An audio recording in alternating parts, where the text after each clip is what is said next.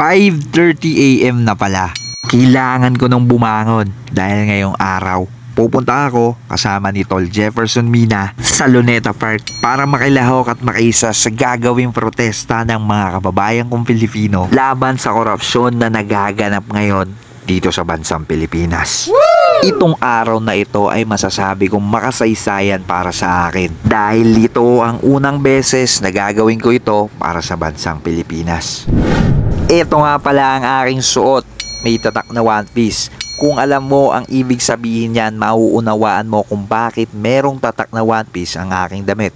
So wala na akong inaksaya pang oras at ibinaba ko na ang aking motorsiklo. Pupuntahan ko muna si Tol Jefferson Mina sa kaniyang kondo dahil doon ang aming meet up place. Sa totoo lang, matagal ko nang pinagplanuhan itong araw na ito dahil gusto ko talagang makilahok at maranasan kung ano nga ba talagang pakiramdam ng ipinaglalaban mo ang bansang Pilipinas. Laban sa mga kurakot, kanid na mga politiko na nandito sa Pilipinas. At dahil nga parehas naman kami ng plano nitong si Tol Jefferson Mina, nagkasundo kami na sabay na lang kami pumunta sa may Luneta.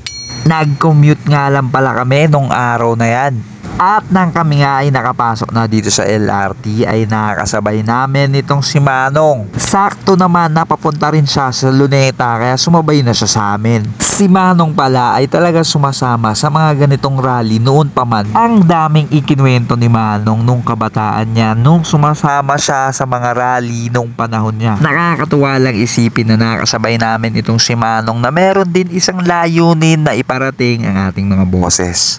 Anyway, nandito na po kami sa meetup place sa Intramuros. Mayroon din ibang mga grupo ng Triskelion na mayroong sariling lakad pero iisa ang layunin. Ang iparating at iparinig ang aming mga boses patungkol sa katiwaliang nagaganap ngayon dito sa bansa. At nung mga oras na ito ay naglalakad na kami patungo sa Luneta dahil doon gaganapin ang pinaka-programa nitong malawakang protesta.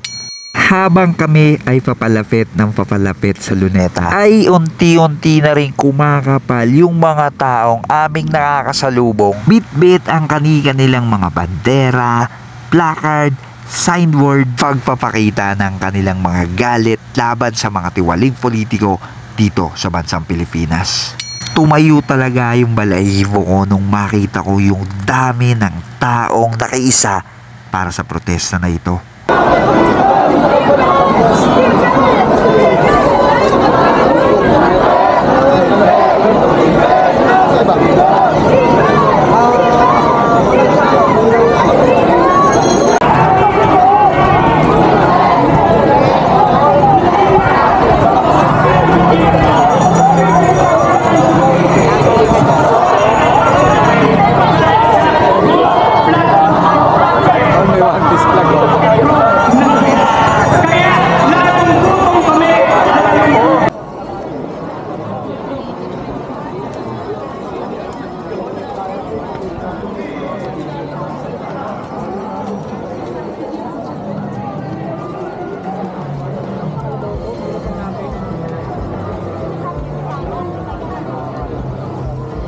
Dito kami pumwesto sa may bandang harapan kaso malayo sa rebulto ni Dr. Jose Rizal. Dito kasi tanaw namin lahat ng mga taong dumalo sa protesta nung araw na ito. May kanya-kanya ding programa yung mga grupo ng kabataang pumunta dito.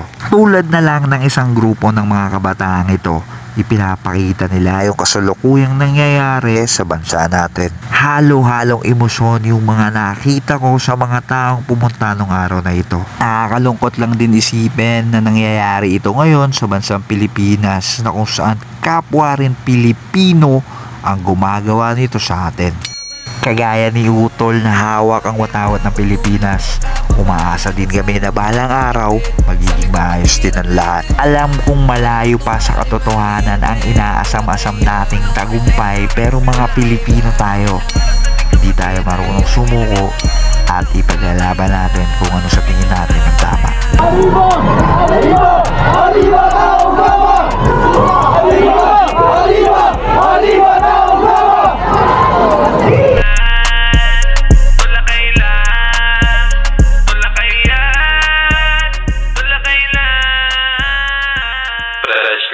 exclusive.